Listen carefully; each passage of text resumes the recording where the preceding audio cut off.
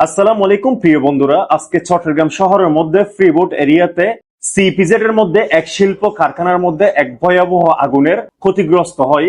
সেখানে আসলে আমাদের বাংলাদেশ ফায়ার সার্ভিস এবং আরো বাংলাদেশের আইন শৃঙ্খলা বাহিনী ও কর্মকর্তা যারা আছে তারা 10 থেকে 12 ঘন্টা দীর্ঘ তাদের চেষ্টা চালানোর পরেও আগুনটা কিন্তু নিভানো কখনো সম্ভব হয় নাই।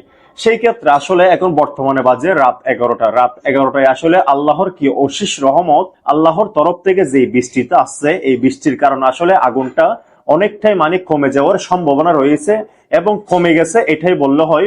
তবে আসলে যদি আল্লাহর তরফ থেকে আজকে বৃষ্টিটা না আসতো তাহলে আসলে চট্টগ্রামের সিপিজেড এর মধ্যে ফ্রিবোট এরিয়াতে যতগুলা শিল্প কারখানা ছিল সবগুলো শিল্প কারখানাতে একটা একটা আসলে আগুন লেগে জ্বলে যাওয়ার সম্ভাবনা বেশি ছিল আসলে। সো সবাই আসলে ভিডিওটা বেশি বেশি করে শেয়ার করবেন, যেন আসলে একটা জিনিস আল্লাহর উপর সবসময় বিশ্বাস রাখবেন।